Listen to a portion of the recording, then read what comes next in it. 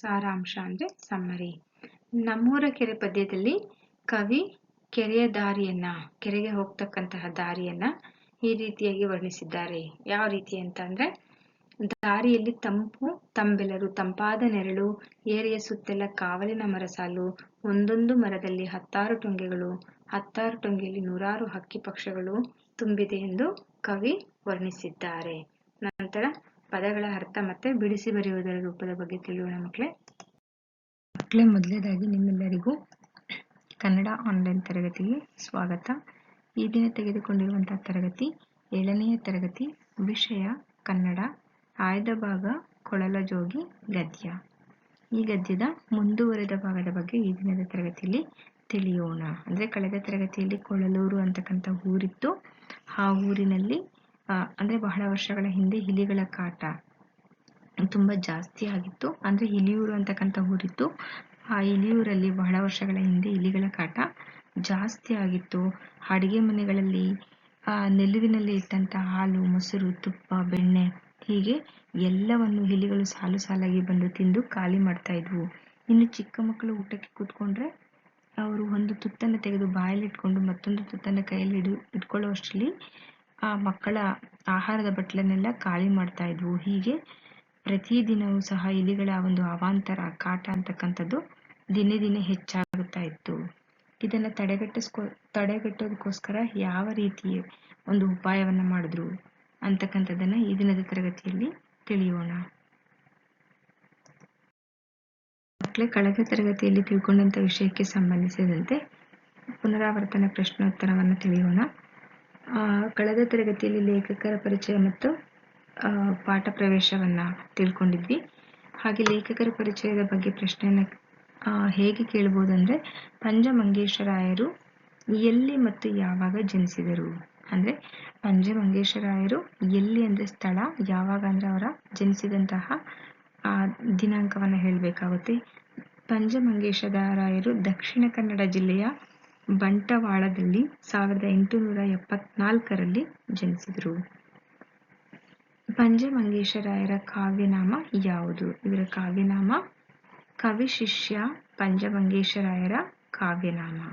ನಂತರ ಪಂಚಮಂಗೇಶರಾಯರು ಬರೆದ ಕೃತಿಗಳು ಯಾವುವು? ಅವರು ಬರೆದಂತಹ ಪ್ರಮುಖ ಕೃತಿಗಳು ಅಂತಂದ್ರೆ ಪಂಚಕಜ್ಜಾಯ, ಹುತ್ತರಿ ಹಾಡು, ಟೆಂಕಣ ಗಾಳಿಯಾಟ, ಐತಿಹಾಸಿಕ ಕಥಾವಳಿ, ಕೋಟಿ ಚೆನ್ನಯ್ಯ, ಅಜ್ಜಿ ಸಾಕಿದ ಮಗ, ಇನ್ನು ಮುಂತಾದ ಕೃತಿಗಳನ್ನ ಪಂಚಮಂಗೇಶರಾಯರು ರಚಿಸಿದ್ದಾರೆ. ಇಷ್ಟು ಕಳೆದ ತರಗತಿಯಲ್ಲಿ ತಿಳ್ಕೊಂಡಿರ್ತಕ್ಕಂಥ ವಿವರಣೆಗೆ ಸಂಬಂಧಿಸಿದಂತಹ ಪುನರಾವರ್ತನೆ ಪ್ರಶ್ನೋತ್ತರಗಳು.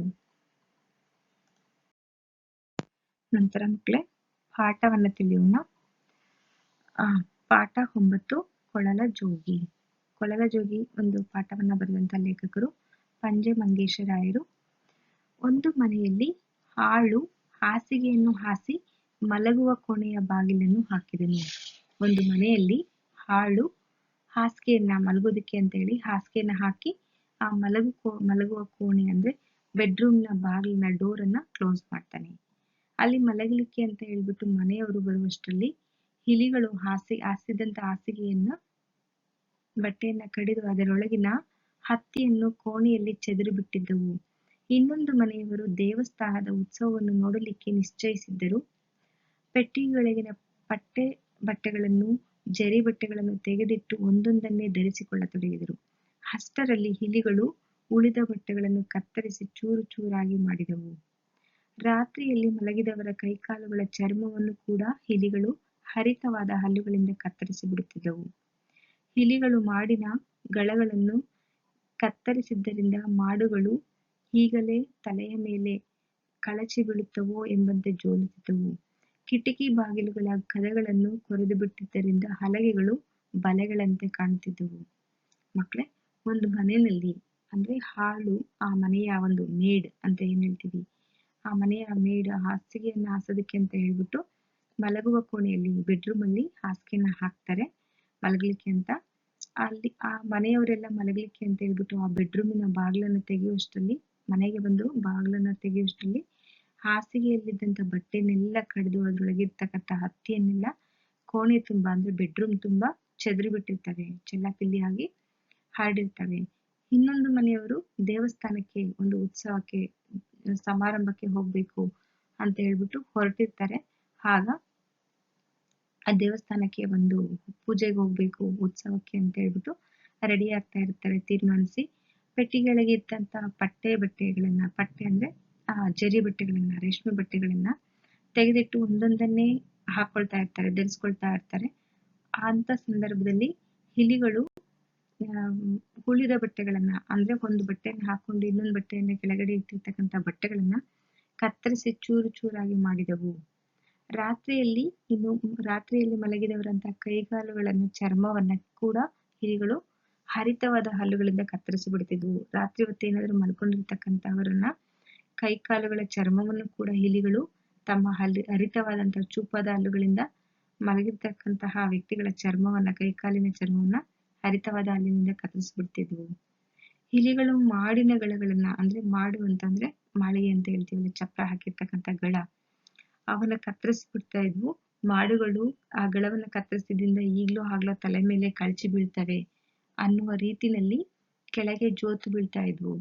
ಕಿಟಕಿ ಬಾಗಿಲುಗಳ ಕದಗಳನ್ನು ಕೊರೆದು ಬಿಟ್ಟಿದ್ದರಿಂದ, ಅಂದ್ರೆ ಕಿಟಕಿ ಬಾಗಿಲು, ಕದ ಅಂದ್ರೆ ಬಾಗಿಲು, ಆ ಕಿಟಕಿ ಬಾಗಿಲುಗಳ ಹಲಗೆಗಳನ್ನು ಸಹ ಇಲಿಗಳೆಲ್ಲ ಸೇರ್ಕೊಂಡು ತೂತು ಅಂದ್ರೆ ರಂಧ್ರವನ್ನ ಮಾಡಿದ್ವು. ಕೊರೆದು ಅಂದ್ರೆ ರಂಧ್ರ, ತೂತು ಮಾಡಿದ್ರಿಂದ ಆ ಒಂದು ಕಿಟಕಿ ಬಾಗಿಲುಗಳ ಹಲಗೆಗಳೆಲ್ಲ ಬಲೆಗಳಂತೆ, ನೆಟ್ಟಂತೆ ಕಾಣ್ತಾ ಇದ್ವು. ನಂತರ ಹೀಗೆ ಇಲಿಯನ್ನು ಹಿಡಿಯಲೇಬೇಕೆಂದು ಊರಿನವರು ಬೋನುಗಳನ್ನು ತರಿಸಿದರು. ಆ ಬೋನುಗಳ ಬಿಲ್ಲಿನ ಸರಿಗೆಗಳನ್ನು ಇಲಿಗಳು ಕಡಿದು ಬಿಟ್ಟಿದ್ದವು. ಬೆಕ್ಕು ನಾಯಿಗಳನ್ನು ಜನರು ಸಾಕಿದರು, ಆದರೆ ಇಲಿಗಳು ಬೆಕ್ಕು ನಾಯಿಗಳಿಗೆ ಸಿಗದೆ ತಪ್ಪಿಸಿಕೊಳ್ಳುತ್ತಿದ್ದವು. ಹೀಗಾಗಿ ಎಲ್ಲರೂ ಬಹಳ ಕಷ್ಟಪಟ್ಟರು.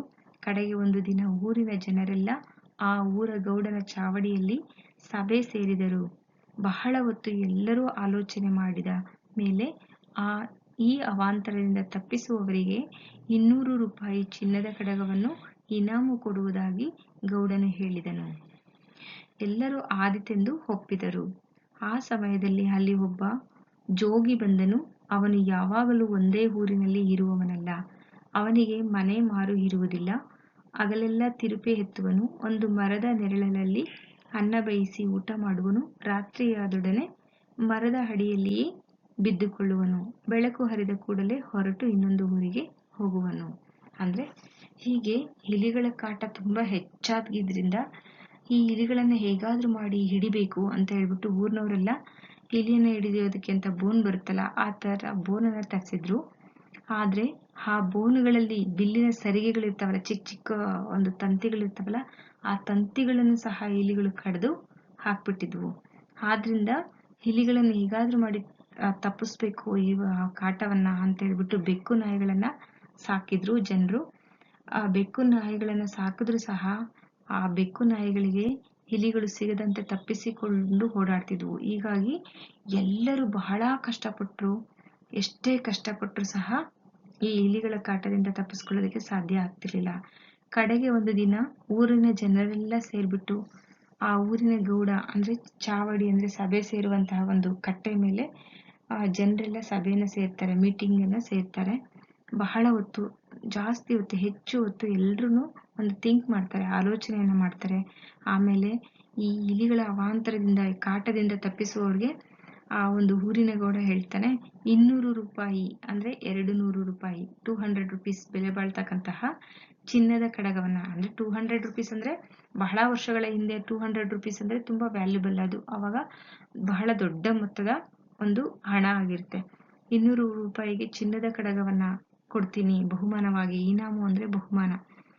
200 ರೂಪಾಯಿ ಬೆಲೆ ಬಾಳುವಂತಹ ಚಿನ್ನದ ಕಡಗವನ್ನ ಬಹುಮಾನವಾಗಿ ಇಲಿಗಳ ಕಾಟವನ್ನ ತಪ್ಪಿಸಿದಂತವರಿಗೆ ಕೊಡ್ತೀನಿ ಅಂತ ಆ ಊರಿನ ಗೌಡ ಆ ಒಂದು ಸಭೆಯಲ್ಲಿ ಎಲ್ಲರೆದುರಿಗೂ ಹೇಳ್ತಾರೆ. ಆಗ ಅಲ್ಲಿ ಸೇರಿದಂತ ಜನರು ಎಲ್ರು ಆಯ್ತು ಆದಿತು ಅಂತ ಒಪ್ಕೊಳ್ತಾರೆ. ಆ ಸಮಯದಲ್ಲಿ ಅಲ್ಲಿ ಒಬ್ಬ ಜೋಗಿ ಬಂದನು. ಜೋಗಿ ಅಂದ್ರೆ ಆ ಕೊಳಲನ್ನ ಊದ್ಕೊಂಡು, ಈಗ ನೀವು ಜೋಗಿಗಳನ್ನ ನೋಡೋದು ತುಂಬಾ ಅಪರೂಪ ಆಗುತ್ತೆ. ಹಳ್ಳಿಗಳ ಕಡೆ ಹೋದಾಗ ಆ ಸುಗ್ಗಿಗಳ ಕಾಲದಲ್ಲಿ ಜೋಗಿಗಳು ಬರ್ತಾರೆ. ಅಂದ್ರೆ ಈ ಒಂದು ಬೆಳೆಗಳನ್ನ ಬೆಳೆದು ಸುಗ್ಗಿಯನ್ನ ಕಣದಲ್ಲಿ ರಾಶಿ ಹಾಕ್ತಾ ಇದ್ದ ಸಂದರ್ಭದಲ್ಲಿ ಅವರು ಜೋಗಿಗಳು ಮನೆ ಮನೆಗೆ ಭಿಕ್ಷೆಯನ್ನು ಕೇಳೋದಕ್ಕೆ ಅಂತ ಹೇಳಿ ಬರ್ತಾರೆ. ಅದೇ ಸಂದರ್ಭದಲ್ಲಿ ಇವರು ಜನರೆಲ್ಲ ಸೇರಿ ಊರಗೌಡನೊಂದಿಗೆ ಸಭೆಯನ್ನ ಸೇರಿ ಮಾತಾಡ್ತಕ್ಕಂಥ ಸಂದರ್ಭದಲ್ಲಿ ಜೋಗಿ ಕೂಡ, ಕೊಳಲ ಜೋಗಿ ಕೂಡ ಒಬ್ಬ ಬರ್ತಾನೆ. ಅವನಿಗೆ ಯಾವಾಗ್ಲೂ ಒಂದೇ ಊರಲ್ಲಿ ಇರೋದಿಲ್ಲ. ಅವನಿಗೆ ಮನೆ ಮಾರು ಅಂದ್ರೆ ಒಂದು ವಾಸ ಮಾಡೋದಕ್ಕೆ ಪರ್ಟಿಕ್ಯುಲರ್ ಆಗಿ ಒಂದು ವಾಸಸ್ಥಳ ಇರೋದಿಲ್ಲ. ಹಗಲೆಲ್ಲ ತಿರ್ಪೆ ಅಂದ್ರೆ ಭಿಕ್ಷೆಯನ್ನ ಯಾಚನೆ ಮಾಡೋನು. ಒಂದು ಮರದ ನೆರಳಲ್ಲಿ ಅಂದ್ರೆ ಮರದ ನೆರಳಲ್ಲಿ ಕೂತ್ಕೊಂಡು ಅನ್ನವನ್ನ ಬೇಯಿಸಿ ಬಂದಿದಂತ ಭಿಕ್ಷೆಯ ಹಕ್ಕಿಯಿಂದ ಅನ್ನವನ್ನ ಬೇಯಿಸಿ ತಿಂದು ರಾತ್ರಿ ಆದೊಡನೆ ಆ ಮರದ ಅಡಿಯಲ್ಲಿ ಅಂದ್ರೆ ಆ ಮರದ ಕೆಳಗಡೆನೆ ಬಿದ್ದುಕೊಳ್ಳುವನಂದ್ರೆ ಮಲ್ಕೊಳ್ತಿದ್ದ. ಬೆಳಕು ಹರಿದ ಕೂಡಲೇ ಅಂದ್ರೆ ಮಾರ್ನಿಂಗ್ ಆದ ತಕ್ಷಣ, ಬೆಳಿಗ್ಗೆ ಆದ ತಕ್ಷಣ ಅಲ್ಲಿಂದ ಮತ್ತೊಂದು ಊರಿಗೆ ಹೊರಟೋಗುದು. ಇದು ಕೊಳಲ ಜೋಗಿಯ ದಿನಚರಿಯಾಗಿತ್ತು. ಇಷ್ಟು ಈ ದಿನದ ಪಾಠದ ವಿವರಣೆ. ಮಕ್ಕಳೇ, ಇಲ್ಲಿ ಪಾಠದಲ್ಲಿ ಬಂದಿರತಕ್ಕಂತಹ ಪದಗಳ ಅರ್ಥವನ್ನ ನೋಡೋಣ. ಮೊದಲನೇದಾಗಿ ನಾವು ಸಾರಾಂಶವನ್ನ ಗಮನಿಸೋದಾದ್ರೆ, ಕನ್ನಡ ನಾಡಿನಲ್ಲಿ ಇಲಿಯೂರು ಅಂತಕ್ಕಂಥ ಹಳ್ಳಿ ಇತ್ತು. ಹೆಸರಿಗೆ ತಕ್ಕ ಹಾಗೆ ಅಲ್ಲಿ ಇಲಿಗಳ ಕಾಟ ಸಹ ಹೆಚ್ಚಾಗಿತ್ತು. ಮನೆಯ ಹೊರಗೆ ಒಳಗೆ ಅಕ್ಕಪಕ್ಕ ಎಲ್ಲೆಂದರಲ್ಲಿ ಇಲಿಗಳ ಸಂಖ್ಯೆ ಹೆಚ್ಚಾಗಿದ್ರಿಂದ ತೊಂದರೆ ಅಂತಕ್ಕಂಥದ್ದು ಜಾಸ್ತಿ ಆಗಿತ್ತು. ಆಗ ಜನರೆಲ್ಲ ಸೇರಿ ಊರಗೌಡನ ಹತ್ತಿರ ಸಮಸ್ಯೆಗೆ ಪರಿಹಾರವನ್ನು ಮಾಡಲು ಕೇಳ್ತಾರೆ. ಅಂತಹ ಸಂದರ್ಭದಲ್ಲಿ ಅಲ್ಲಿ ಒಬ್ಬ ಕೊಳಲ ಜೋಗಿ ಬರ್ತಾನೆ. ಆ ಕೊಳಲ ಜೋಗಿಗೆ ಅಂದ್ರೆ ಆ ಇಲಿಗಳ ಕಾಟವನ್ನು ತಪ್ಪಿಸಿದವ್ರಿಗೆ 200 ರೂಪಾಯಿ ಬೆಲೆ ಬಾಳುವಂತಹ ಚಿನ್ನದ ಕಡಗವನ್ನ ಬಹುಮಾನವಾಗಿ ಕೊಡ್ತೀವಿ ಅಂತ ಹೇಳ್ತಾರೆ. ಈ ಒಂದು ಜೋಗಿಯ ದಿನನಿತ್ಯದ ದಿನಚರಿ ಹೇಗಿರುತ್ತಪ್ಪ ಅಂತಂದ್ರೆ, ಹಗಲೆಲ್ಲ ಆ ಊರಿನಲ್ಲಿ ಭಿಕ್ಷೆಯನ್ನ ಬೇಡೋದು, ಆ ಒಂದು ಮರದ ನೆರಳಲ್ಲಿ ಬಂದು ಭಿಕ್ಷೆಯಿಂದ ಬಂದಂತ ಅಕ್ಕಿಯಿಂದ ಅನ್ನವನ್ನ ಮಾಡಿ ಊಟ ಮಾಡಿ ರಾತ್ರಿ ಆದೊಡನೆ ಅದೇ ಮರದ ನೆರಳಲ್ಲಿ ಮಲ್ಕೊಳ್ಳೋದು. ಬೆಳಗ್ಗೆ ಒಡನೆ ಪುನಃ ಮತ್ತೊಂದು ಊರಿಗೆ ಹೋಗೋದು. ಇದು ದಿನನಿತ್ಯದ ದಿನಚರಿಯಾಗುತ್ತೆ. ಆ ಕೊಳಲ ಜೋಗಿ ಏನ್ ಮಾಡ್ತಾನೆ, ಆ ಇಲಿಯೂರಿನ ಇಲಿಗಳ ಕಾಟವನ್ನ ತಪ್ಪಿಸ್ತಾನ, ಮತ್ತೆ ಮುಂದೆ ಹೇಗೆ ಈ ಒಂದು ಸಮಸ್ಯೆಗೆ ಪರಿಹಾರ ಸಿಗುತ್ತೆ ಅಂತಕ್ಕಂಥದ್ದನ್ನ ಮುಂದಿನ ತರಗತಿಯಲ್ಲಿ ತಿಳಿಯೋಣ.